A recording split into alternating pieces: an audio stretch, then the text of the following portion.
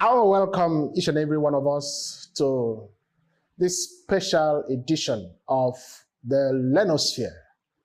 And this is a special program designed for people of ideas, people of knowledge, those who want to be able to set out on a journey to recreate their world and rebuild their lives, to live their lives on their own terms, based on revealed principles and God's plans and purposes for their lives.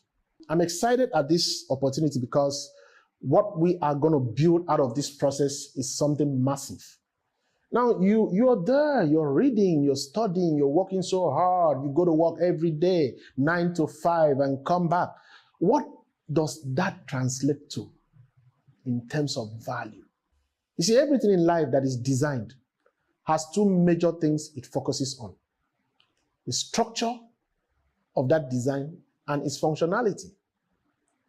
It is possible that someone has a very big dream and vision, but doesn't have the competence to execute those dreams.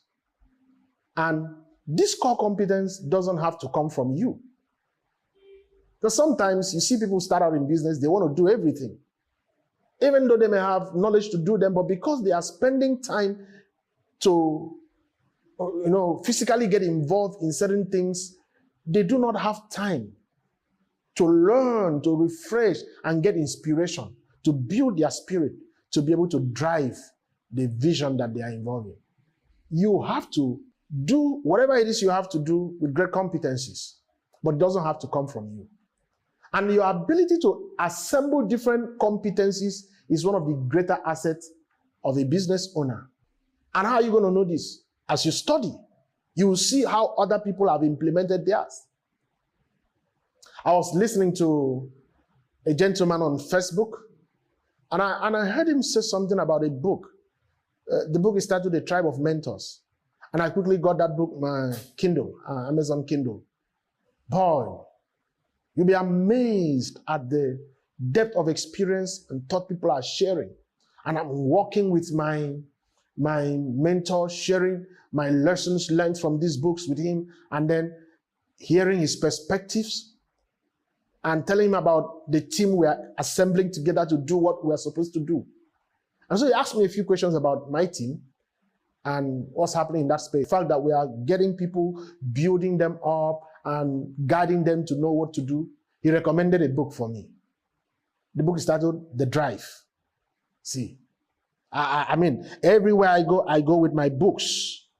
Basically, the book summarizes the importance of letting your team have the space to work and pull their creativities out. There is nothing in this world that motivates a man than when he has their freedom to work and express himself, rather than being subjected to dogmatic processes and procedure. And of course, you're going to assemble competent people to do the work it is you want them to do. But give them that latitude. I'm just telling you what books have done to me.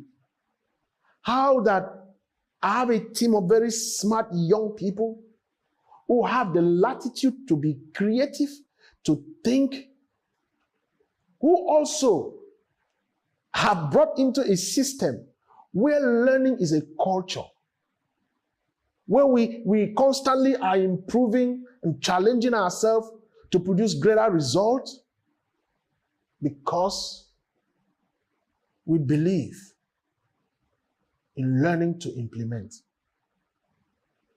So there is unlimited possibilities in the content you consume. And one of those possibilities comes from the inspiration you get from your relationship at the level of the first knowledge we're talking about, revelational knowledge. So much infinite possibilities coming from the realm of the spirit. And then you leave that level and move to the next level that has to do with the second knowledge strategy. Every time I'm in my space, I have a very wide office. I give myself space to move around as I'm reading and documenting thoughts and thinking, how do we do this? And I'm picking books, studying their thoughts, There are three major drives about any business today. So those three major things that drive today's business are: number one, vision; number two, leadership; number three, creativity. And these are my personal experience. I've studied my mentor's space and I see what he's doing. I see how he drives what he's doing. I go to his space to serve, by the way, to serve. I see how visionary he is. I see how he provides leadership and how he relates with his workers. And how creative that every other time you meet him, something different has happened. And if you're not creative, you're not going to be able to achieve much result. Because creativity is your ability to juggle ideas to express a certain part of your vision. The vision may not change, but the strategy can improve and grow and be repackaged. And your ability to, strategically position things in different ways. One day I was listening to my mentor, and I've been doing a lot of trying to structure my system to produce certain kinds of results for me. And I heard him say to someone that I think it's time to diversify. And I said to him, so what do you mean diversify? And of course, he will always use the Socratic irony. When you ask him questions, he's asking you questions too. And in the course of questioning and answering, you suddenly reach your eureka moment. Woo! I think I got what I'm looking for. And he said diversification does not mean doing different things. It simply means doing one thing in different ways. Wow, wow, wow. Doing one thing in different ways. And it takes creativity to be able to juggle your ideas to make that to happen. You see, one vision, multiple expression. And that's why you see great people are doing multiple things. You have Apple, iPad, iPhone, MacBook, the same vision, but in different ways. Recently my mentor said we should go start reading biographies. And one of those biographies that I really love reading about, people that have really inspired me in terms of their work, being about the gentleman Steve Jobs. This guy was such a creative, visionary, and passionate leader for an organization. And many people don't even know that Steve Jobs wasn't really a tech guy. He wasn't a technical guy. Something Steve Jobs did to stir up his creativity and spirituality. He took a journey to India to learn more about himself. Many people are in business who don't know anything about who they really are. He spent time there. And this reminds me some of the thoughts as I study scripture and seeing, the Apostle Paul said something, he said, when it pleased God, who separated me from my mother's womb, I conferred not with flesh and blood. And he took a 3-year journey to Arabia to discover himself. And that's the real issue. So one key focus of any business person should be to hire and inspire great people. That's the duty of being a business builder. I know many of you are business owners. I'm not a business owner. I'm a business builder. I build business. Get people and inspire them. Let them see the inspiration that you bear. Let them see the inspiration that you carry. Let them know the source of your inspiration. Because that's really success. The great man of God, Pastor Chris, defines success as inspiring people to aspire to your inspiration. Success is making a place better than you met it. Success is impacting your world with the investment you have made in your personality. That's what it's all about. So Steve Jobs took that journey. So I'm reading the book. Now, I could just read the book and then start telling people about Steve Jobs took the journey. Have you read Steve Jobs? Oh, what Steve Jobs did. Very powerful. He took the journey. But have you taken the journey? Because otherwise, the book you're reading won't make any sense. Because if you know and you do not do, you truly do not know. And as a man, as one who is going to drive yourself to being so full of life and living a fulfilled life, you have to live by inspiration. And you can only live by inspiration by doing what the inspired works says. Because every time I look at, and you're going to hear me mention scriptures a lot, there are people who are careful of talking about the scriptures so that they will not offend certain people. That's nonsense. If anybody can talk about Socrates, I can talk about my Jesus. If anybody can talk about Aristotle, without any fear of reprisal. I can talk about my Jesus. And that's what knowledge does for you. It gives you the freedom to live your life on your own terms, to produce results from nothing. So as a business person, you have the responsibility to drive it that way. So I challenge you to always stay knowledgeable, because you need to be reminded of what you already know, even if you knew it already. Begin to see yourself as a business builder and no longer as a business owner. And when you see yourself as a business builder, your brain records is that you have something to build. Oh, something is not right. But if you see yourself as a business owner, oh, you have owned it. It's your property. Keep it. Anybody come there, your staff come there, you break down their neck. It's your business. This is my business. This is my business. They don't even have a sense of belonging, because you own the business. Business owner. Business owner whose bottom line has not been able to sustain anything they are doing in that place.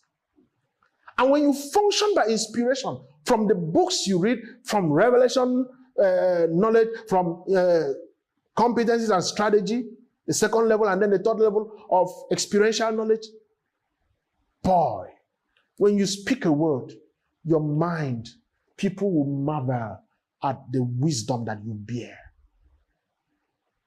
And this wisdom comes from knowledge built over time.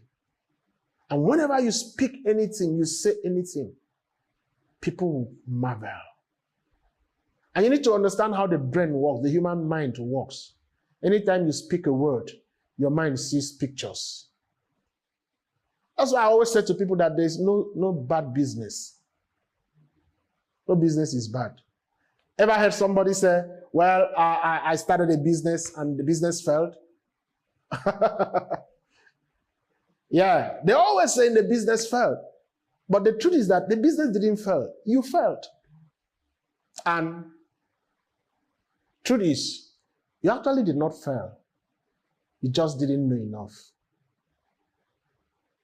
And the only way you would know would be to engage yourself in those levels of thought. So I said to you, there is no bad business. What you have is bad business implementation arising from your bad business orientation and knowledge about how things work. Because everything in life is neutral. And its progress, the progress of your business is subject to who you are. So business don't fail, people fail. And people don't fail, they just don't know enough. They don't know enough. I am an ideologist. I function by ideas. Because the vision that I run come from the ideas that I have. The things that I do come from my spirit, the ideas that I have, the thoughts that I generate, the vision that I project. Now I sit down and I pass somewhere. I see something, my spirit picks up a signal. And I'm saying, okay, we can do something about this.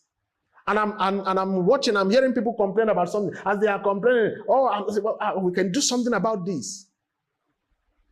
That's what comes from the depth of your spirit and ideas. See? And, my mentor would tell me, Dr. Ogochukwu Omogu, that wealth creation, and as I'm thinking, this guy is trying to define wealth creation. I look at him, his physical state. He's using crutches. And definitely, he can't even be able to exercise physical strength. And yet, he is calling the shot financially, in wisdom, and otherwise. So what? And so when he was teaching me about wealth creation, his definition of wealth creation helped me to see things differently. So I'll tell you that. According to Dr. Ogochukwu Omogu, wealth creation is the ability to convert your virtues into commercial products and services for those who can afford it. And then from the profit, you help those who cannot afford it. And for many, when they hear the word wealth, they are not sure what it is. And it's unfortunate. They begin to see wealth as riches. And this still boils down to poor orientation. They have not been taught. That's always what they've always heard. But the word wealth is from the Hebrew word that translates to mean virtue, right? So, an example of virtues, include integrity, honesty, compassion, etc. So when you hear about the virtuous woman in Proverbs 31, it's talking about a wealthy woman, Because read in context, you see what that woman was doing. And it is in the course of your study of materials to improve yourself that you build virtue. In the course of your relationship with virtuous men, virtuous women who have done and achieved results in any particular field, you also grow your virtues. And from that, your virtue, through your own creativity, you can build a business. And you should be able to appropriate value to a thought before you appropriate value to any product. Because whatever product it is you think you're dealing with has to come from your thought. And your thought builds on the materials you're exposed to. You build vocabulary for your industry, for anything it is, whatever it is you're doing, from that same thought, from those same materials. Those thoughts are built, gives you the language of the industry, and you learn them. All of this vocabulary, all of this language, because until you are able to communicate your vision and your business and your product, nobody's going to listen to you. A family came to me, the husband worked in the bank, and during the COVID, he lost his job. And then the wife, a medical doctor, who really had given her best, tried to take up the responsibility of the family. And so they were doing some business that had to do with production of, organic soap, creams, and the rest of those things. But there was no sales. Why? They were focused on products. And so when they came to me, I said to them, this is what I think you should do. They got plugged into my mentorship program. I said to them, because you're focusing on selling products, it's not going to sell. Because that's not what people want. Give attention to selling knowledge about who people are in this area. And from our medical background, we started studying, learning how to communicate, studying about how things work, studying about the effect of sun on the skin, studying about all of these things. And think what will happen when people start learning how important it is to wear certain dress in certain condition. And if you're going to keep your skin toned under certain condition, this is what you need to do. Now, you're selling knowledge. People say, I cannot understand what happened to my skin. So what do I do? Okay, do like this. And then from there, you can make use of this soap. Guess what happened? Not enough supply anymore. Before, it was not enough sales. You see how powerful your romance with knowledge can change the dynamics of your business orientation. So all of these learned concepts you got from your interaction with knowledge at these three levels is what have built you to become who you are. So it doesn't matter the state where you find yourself right now. You can start from the beginning. Before you can start executing creatively, whatever is, there must be a chaos, even if it's not the creative. Because there are certain preconditions that stays up a dream in your heart. You go read Genesis chapter 1 from verse 1 to 3, you see how the scriptures tells you that how God created. The earth was without form and void, and darkness covered the surface of the deep. And the Spirit of the Lord, rakav, moved. That's rakav, Hebrew word rakav for move. It means to incubate, to meditate upon those circumstances. So it doesn't matter where you are, whatever it is you're going through, it can be changed. And your ability to articulate your vision in intelligent words and the description of your vision in intelligent words, built from your interaction with knowledge in books, is what provides a buy-in from others. And sometimes you know what you want, but you lack the ability to express it. That is what study and interaction with knowledge does to you. It changes your communication. It changes your vocabulary. And true wealth is the sum total of your entire virtue. Because everyone is wealthy. There's so many poor wealthy men, but not everybody is rich. There is hardly anybody who does not have compassion. The person you think is hard and troublesome may be compassionate about another person. They have it. Because you have faithfulness, fidelity, love, kindness, etc. And the trust that somebody has or that you have in people can make you to do business with them in billions. Have you seen someone, he has money, but nobody wants to work with them?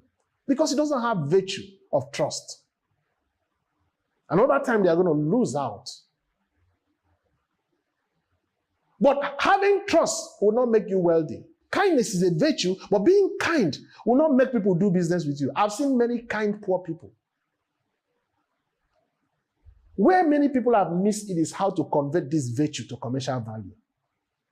The man can have integrity, but he's not rich. Because riches actually means possession of material things. And God wants you to be rich. Otherwise, why do you go to work? And I will talk about thought. Maybe in some other, how to build a powerful thought that can translate to material things. Because you have to learn them. You were not taught these things in schools. Every time you do service or give a product to someone, it is a transfer of your virtues to those people. You transfer your virtue from you because you have so much concentration of that virtue in you, you transfer it to where there are needs. Of course, with the intention of elevating the people receiving them from you to their desired potential. This is something. You have a business. All of the people working with you, they are not trained. You don't invest in training them. You can invest in buying the air conditioner for the office. You can invest in buying all the tables. But when it comes to training, you don't think they should be trained. You think they should know. No, sir. No, man. Get to read books on leadership, how to build great organizations. And then get to work in partnership with those who are building and succeeding. That's why we're here. The very essence of the work we're starting now is to begin to help people to build that, to have that opportunity to walk into our space and be mentored into success. Of course, we won't be mentoring you if we are not successful. An untrained workforce can disrupt the international brand testimony of your organization. I mean, something from the West, anything they do, they call it global. Many of those folks have not traveled out of United States or Europe. They have a small meeting in an office, they call it global meeting. World press conference with 2 people. Because their mindset is global. And for wealth to be created, you must have both the business and the investment platform to manifest that wealth. But you cannot manifest it until you're trained. Because in school, you didn't learn these things. Nobody taught you these things. Yes. And the process of doing business and getting involved in any venture helps you to question the efficacy of the theory that you learned in school. And then you can challenge the content of books and materials read.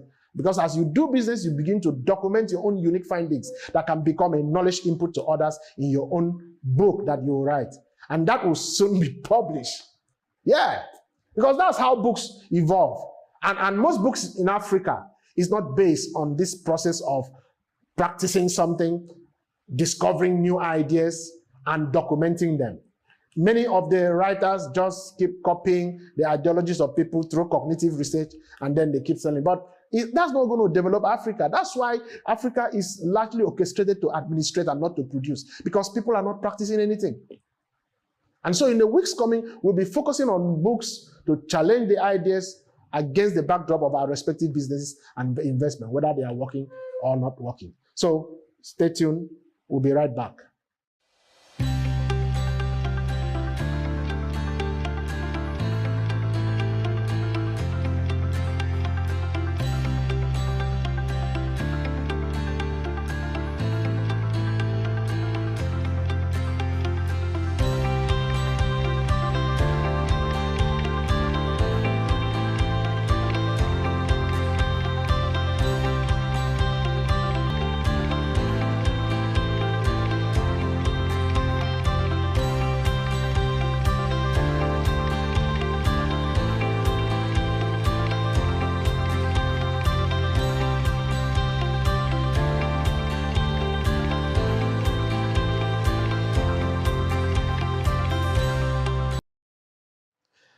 Okay, welcome back from the break. And I'm excited. I'm sure you've learned quite a lot of things in this conversation because we're really talking about how to convert books that you're reading into something useful for your life, something useful, business, changing your life to be more useful. That's what book does.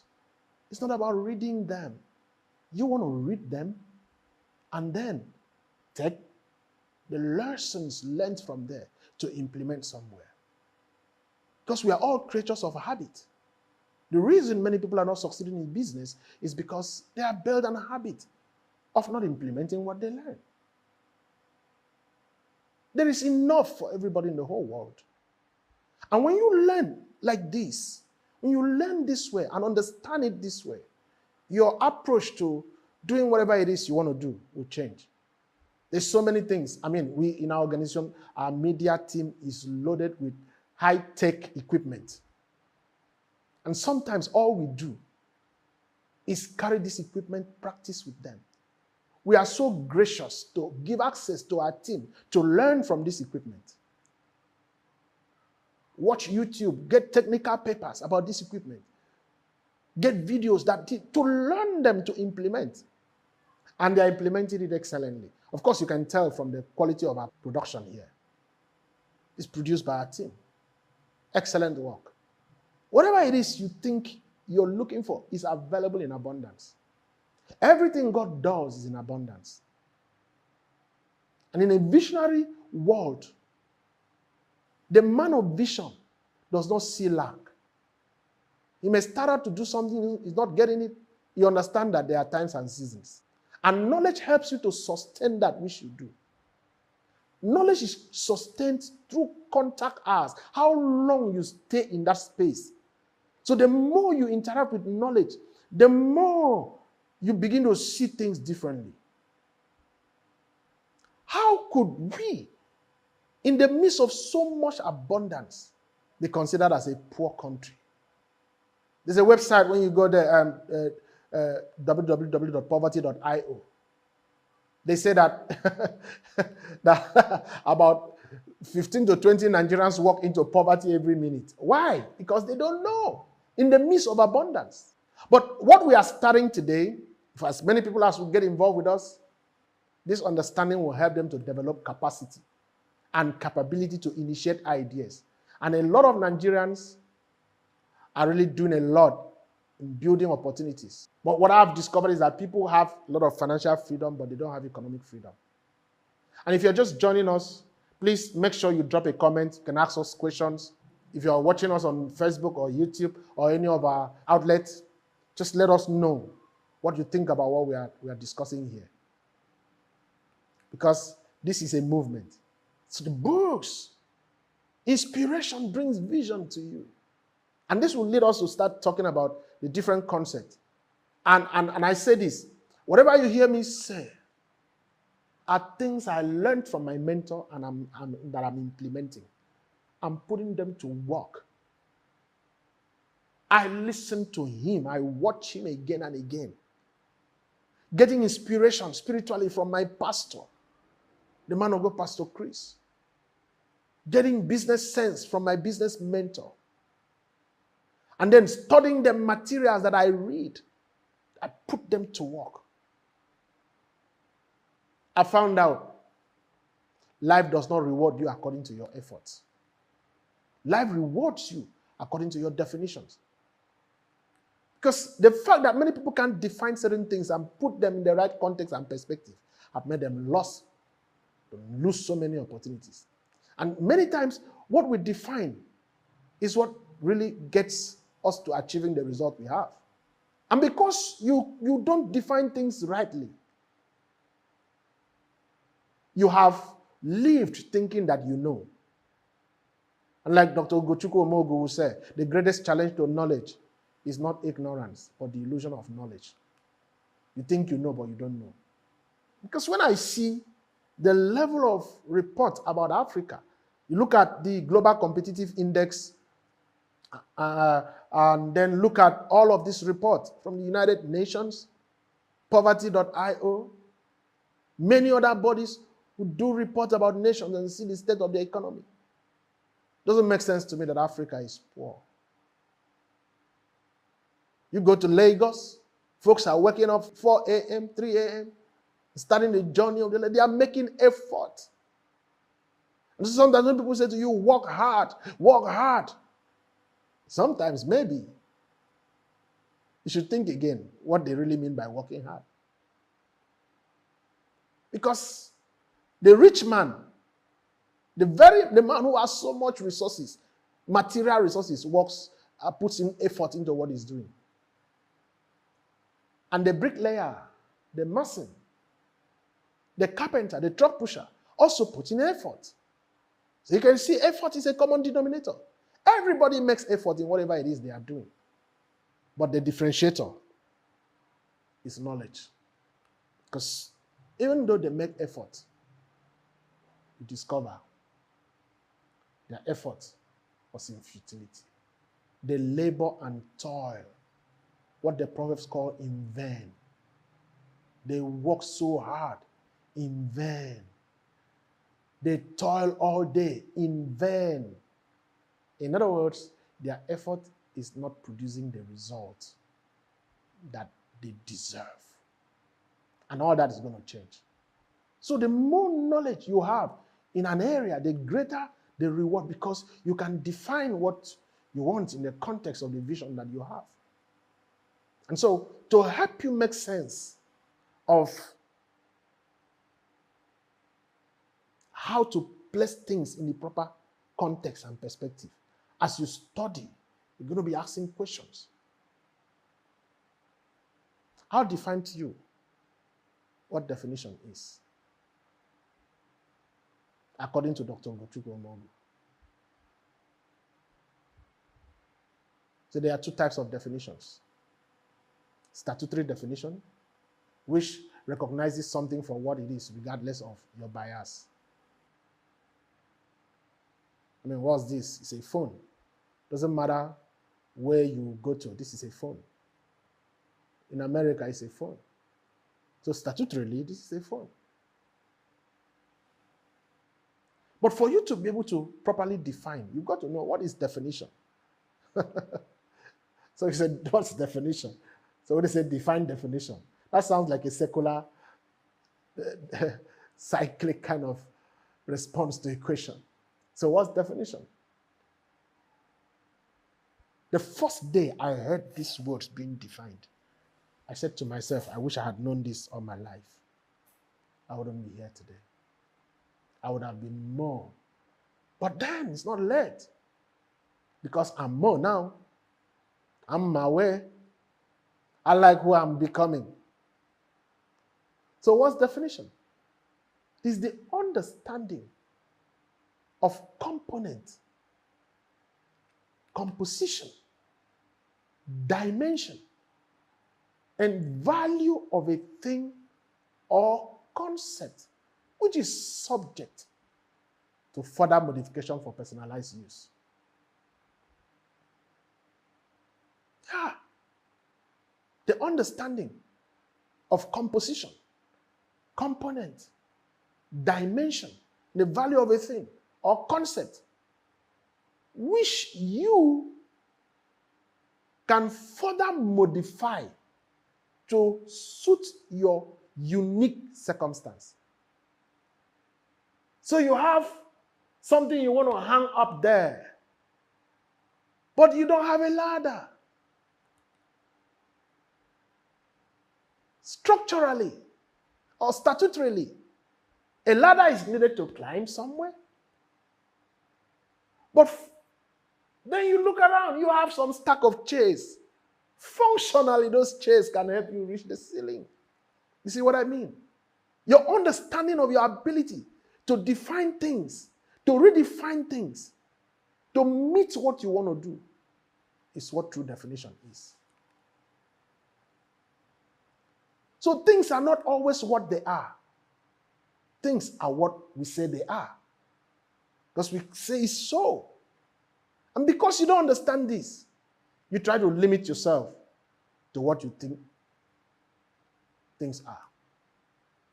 And a greater percentage of the time, people complain about inability to start their business or their inability to start whatever it is they want to do. It is because they failed to place the resources within their disposal in its right context and definition. Nothing in this world is in its finite and final stage. That's the truth. Nothing is ever in its complete state. 90% of the things you have and possess are always more than what we think they are. So you see, so the understanding of things for what they are is what gives you power to modify them to meet your needs as a business person. You study. Maybe what you want to do requires other technicalities. But because you've not developed your virtues and improved yourself, you can't sell your vision to someone else who have that competency to join you to want to do it. And some people, I've seen a lot of people who are so self-centered that everything they want to do it by themselves. And they never grow. They don't understand system thinking. I operate system thinking. First of all, I am autarky. And then I believe in collaboration. Extremely. I'm an extreme collaborator. And you will never define what you don't understand. It's not possible. So to know, a sense of curiosity must be stirred up that causes you to act in a particular way. Yeah, because we are a product of our mental modeling. Life rewards you according to your vision. Life rewards you according to your vision. But if you have been modeled wrongly to see money differently, to see money wrongly, to see business wrongly, to understand work wrongly, to understand everything it is you're involved in wrongly, what's going to happen to you is that you will labor for so long. You will work hard. You will work hard like an elephant and then have little result. So what is vision? Vision is who you are now by reason of the things you see. And vision won't come until there's inspiration. The truth of the matter is, I don't see things with my eyes. I don't see things with my eyes. I see visions. I see things from my spirit. I train my brain to see things differently. In the physical realm, we see and know things through our five senses. Our five senses help us to interact with the physical realm. But beyond the five senses, there is the realm of imagination. I told you about a book that I read, the Recreating Your World. In that book, there's a line that changed everything for me. It says, your imagination is your creative ability. Your ability to imagine. And of course, I told you about definition. So the first thing that I started learning how to do was get me a dictionary. And when I'm checking dictionary, I'm interested in the etymology of words, the root meaning of words. Because language is very important. Sometimes when words are spoken to us, when those words were formed, it was formed in the context of your culture. And in your culture, your understanding and definition of those things are different from the context in which these things were formed. These words and ideology were formed. And until you learn to understand the etymology of words, you will not understand what words mean and how they are applied. So in interacting through your five senses, know that there's another sense. All of our five senses are just data collection centers. But the real organ that interprets for meaning is the brain. And what that means is that your hands, your legs, like Dr. Ugo would say, he uses crutches. And he said these things are just accessories. But the commander-in-chief is the brain. And the human brain. Go take some time and study about the brain. I got a book by David Eagleman. The Brain, the Story of You. Calls it The Brain, the Story of You. Powerful masterclass that drills down on how the brain functions. Because your understanding, this is God's creation. I am a creation of God. God gave me this brain for a purpose. Dr. Go always said that the brain is a lazy equipment. It only does what it is trained to do, what it learns. And then automate it. So when I studied about the brain, what I discovered made me treat my brain differently. Come to the cream you rub, make sure every weekend you go to the barber and trim off the excesses, make sure you brush your teeth. You treat every aspect of your body, but you never treat the brain. You won't repeat a clothes with some of you, and your brain is dead. Just staying there waiting for the time to go. Because you've not challenged it to the limits known by man. So, the power of the brain is what you bring to bear here. You bring vision from the end and then begin to train your brain to think the way it was designed. So I've been talking about imagination. What does it mean? You can check. Study, get the Bible, get your strong numbers, understand. When the Bible is talking about imagination, what's it talking about? When the scripture mentions transformation, what does it mean? Most of what our education in our school system did for us was to reform us. But to a greater extent, we were never transformed. But your brain possesses so much power if you let it stay close in your conscious reality. And it is your definition of a thing that gives context to your brain to perform an action. For instance, the human ear hears words, but your brain sees pictures. It has to convert it to pictures. And that's why the easiest thing for the human person to do is to watch TV, because it's already pictures. But when you hear words, the words have to first of all get converted to pictures. And until you begin to give your brain the right imagination, form the right image, it will always give you back what you feed it. And it is the picture that your brain sees that inspire actions. Until we understand this, we may never be able to change the circumstances of our life. Because man, by nature, is a visionary being. And it is the picture that a man's brain sees that determines his action. But the ordinary, everyday man survives by instinct, not by inspiration. If you are going to make any difference, if you are going to change the world, then you will have to train yourself, train your brain to see things differently. Through these 3 levels.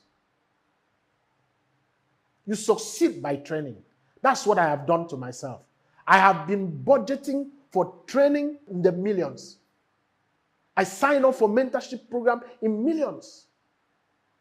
I spend resources in getting trainings, materials. I create a space of learning. I listen to books and I'm lying down, just lying down, looking at the ceiling. The sound is playing to my ear of books, of materials, of content that can build my spirit. And then when I come out of that space, I listen again and write down, receive inspiration and write down. It doesn't stop there. I don't jump out of there to come teach people. I put it to work. I implement it in my system. Some work for me immediately. Some require time. Some don't ever get to work. And then I set aside that thought, that knowledge. Because visionary people, they don't teach forward. They teach backward. That means they teach from experience. They teach from practice. And build their thought and lessons from there. And there is something that is more real than anything you can see. It is the image, the imagination. The thing is real when it's projected mentally. And you're first only going to be able to capture it in your mind if you want it to be real. If you can capture it in your mind and keep it there. That's what Romans 12:2. He said, Be not conformed to this world, but be metamorphosed, transformed from where metamorphosis comes from. A change of state by the renewing of your mind. That level you begin to walk from vision. The mind will only reflect what words you say. And those words are built from your thoughts. And those thoughts come from your interaction with learned materials. So we're talking about reading. So we read. The vision is who you are as a result of what you see. What you see is built on the things that you have captured in your spirit. In Romans 1 verse 19, the invisible things of him from the creation of the world are manifest by the things that are made. So all of God's invisible power. We say we can see God, but we can see his power. We can see his creation. We can see the things he's done. You can't tell me that you're spiritual and we cannot see the things you have produced. Because the things that are made reveals your invisible personality. And anything you see that does not affect your reality now is an illusion. And the power of vision is that it affects your behavior. That's where vision has power over you. It affects the way you think, the way you talk, and the things you do. Of course, the physical world we live in is a logical, material world. And so the real world, which is the invisible world, is created through your mind. That's how you translate things from the realm of the spirit into this physical world. So now that we know what this is all about, that's why I'm inviting you to join now to be a part of this global movement, to make wealth a reality through learning and implementing the things you learn. And I look forward to seeing you in our subsequent sessions where we are going to be discussing. And so you go to the comment there. Let's hear you. Let's hear what you're doing. And very soon, we're going to invite you to a discussion table where we'll talk books. This is not a book club where we sit down and read books and clap for ourselves.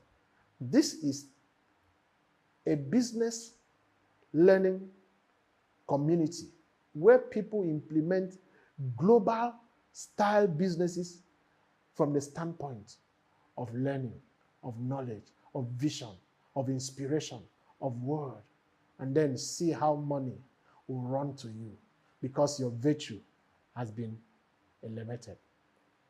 Thank you. See you next week. Do have a beautiful weekend.